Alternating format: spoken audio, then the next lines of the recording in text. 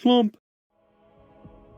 Hello everybody, it is me, Shlump here, and today I will be covering Batman Arkham Knight on the Steam Deck for you. And it should come as no surprise that this game doesn't run that well on the Steam Deck, because this is one of the most notoriously bad PC ports ever made in gaming history. It was absolutely a mess when it first released in 2015. It was so bad that it got pulled from the Steam stores until they were able to make it at least a little bit better. And about 7 years on from when this game was released, it's now in a bit of a better state, but it's still not as good as you would hope that it would be. And so, unfortunately, if you want to play this game on Steam Deck, you're going to have to settle for 30 FPS, as it seems that even just 40 FPS is not feasible. I have a whole bunch of clips in this video, testing a whole bunch of different graphics configurations and setups, and the one you're looking at right now is the game at 800p, all settings as low as they go, and then running with the standard Proton 7, which is a default for the Steam Deck. And though it doesn't pop up in this specific run of the benchmark, the game still does frequently dip under 40 FPS, even with all the settings at their lowest. More so when you're flying around in the air as Batman with your grappling hook gliding around. And it just seems that 40 FPS is not feasible with this game, especially not 60 FPS. So it looks like you're going to have to settle for 30 FPS, which you still will be gaining a matched console experience because on PS4 and Xbox One, this game also runs at 30 FPS. So you still will be gaining a console-like experience on the go. And this whole situation reminds me of my Arkham City video I did, because that game runs pretty similarly to how Arkham Knight runs on PC, where if you're walking around the city or you're just indoors, the game runs pretty good. But when you start flying around, that's when you can run into hitches and stuttering.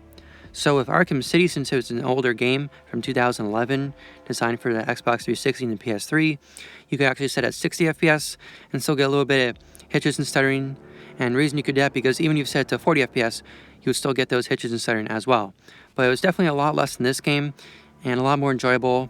And so that game is pretty good on the Steam Deck. You can go check out my video for more info on that I made on it. But it seems Arkham Knight here, you're really going to have to stick to 30 FPS. And because 40 FPS and 60 FPS, not possible here because of the hitches and the stuttering. This clip right here, what you're seeing right now, is my optimized settings for this game, where it makes the game look really good without going overkill and putting in settings that are excessively demanding and that you won't even notice. It's just the bare minimum for what you need to make the game look good. So if you are going to be playing this game on the Steam Deck at 30 FPS, just use these settings, because this is going to give you the best bang for your buck when it comes to performance and battery life, where it just gives you the right amount of graphics that you need without doing stuff that's going to drain the battery faster and also just be unnecessary.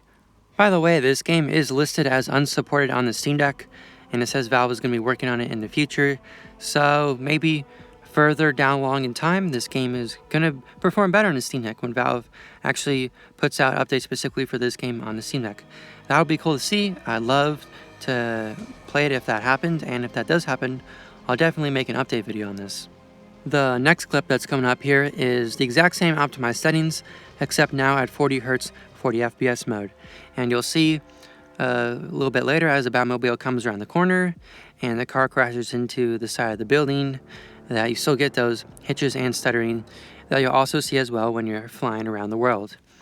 And I really think it's interesting that this game specifically runs bad on PC, because we have a great comparison of how the game probably should run on PC with The Witcher 3 Wild Hunt, another graphically gorgeous open world game from 2015, the same year that Arkham Knight released. And that game runs so much better on Steam Deck and just in general across all PCs, where on the Steam Deck you can really crank the settings up at 40 Hz and it looks gorgeous and it's a great time. I've been playing it so much on the Steam Deck. You still can't get 60 FPS no matter how low you turn the graphics, but at 40 Hz and even more so at 30 FPS, you can have like pretty much all the graphics at ultra at that point. It runs super well, but with Arkham Knight, you'll have to go all the way down to 30 FPS to avoid those hitches and stutters. Even at 40 FPS with relatively low settings, you still get them. They're really hard to avoid. There is talk about an Arkham collection of games coming to the Nintendo Switch, where it's rumored to be Arkham Asylum, Arkham City, and Arkham Knight. Not Arkham Origins though, because for some reason Rocksteady kind of likes to act like that game didn't happen. They forget about a lot. I know they didn't specifically develop it, but I would consider it to be part of the Arkham series, right? Arkham Origins. But that's not in there. just like it wasn't in the Arkham collection on consoles. But if that collection does come to the Switch, it'll be super interesting to see how they do Arkham Knight, because that was designed for PS4 and Xbox One. So that means they'll have to downgrade it to get it working on less powerful Switch hardware. So theoretically, if it does come to the Switch, even though the PC port on Steam Deck of Arkham Knight is bad, it still will be a better experience here than on the Switch, because you will still have console quality graphics and high resolution and faster loading times. This clip right here is once again the optimized settings, but this time I'm pulling out my secret weapon here, FSR, where the game is running at 540p now, and then it's upscaled to 800p, I believe. So this should make the game run a whole lot better, except what you just saw right there. You can see right now on the screen at the top left corner on the frame rate graph right there, those spikes that didn't happen ever before in all the other benchmarks I did, except for some reason when I turn FSR, it causes the game to become more or less stable, and then those pop up there.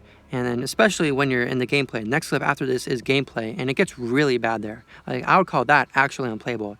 Not just minor hitches and stuttering like it's doing right now, but like really just super jarring. And it is running much better here though with FSR if you don't count those hitches and spikes. Just overall frame rate average, see we're getting 60 FPS right here, but I wouldn't really do this with 40 hertz either, because then it's still unstable, like I said, or unstable, and then you get those hitches and stuttering still. Like, I just cannot find a way to avoid these things. It seems like the only way is to go at 30 FPS, which is really sad. That's not the way I want to play the game. I'm sure most people will be fine at it, and if you get a Steam Deck, you should be expecting to play games at 30 FPS, but I want to squeeze as much out of this thing as I possibly can, so that's why I'm trying to play every game at least at 40 FPS, preferably at 60. And now we're in gameplay right here with FSR, so again, optimized settings, 40 hertz now, and then FSR, so it's running at 540p. And right here, it's looking good, but see right there's some spikes as I'm flying around. And it just kind of ruins the whole experience for me personally. Most people probably won't notice it, especially if you're at 30 FPS. I don't think it's at 30 FPS.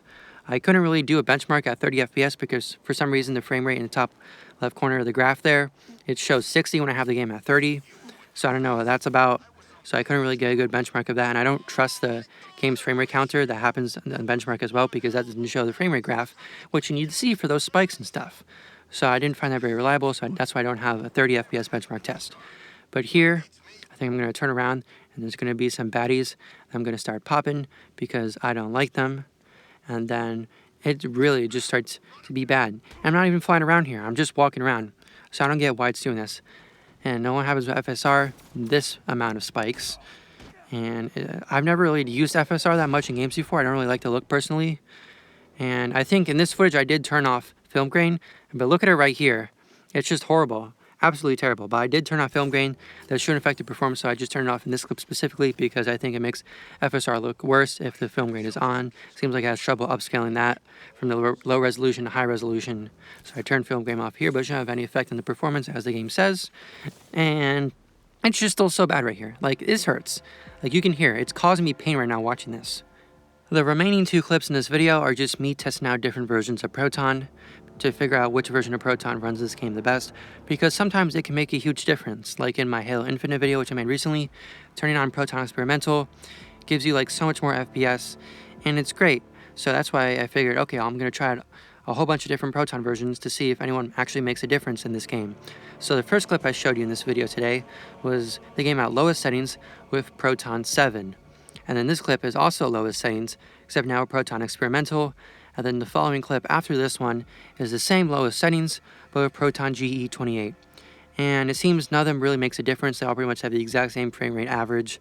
So with all the clips in this video, besides these Proton ones, I just stuck with Proton 7 because that's the default, and it doesn't seem to make a difference.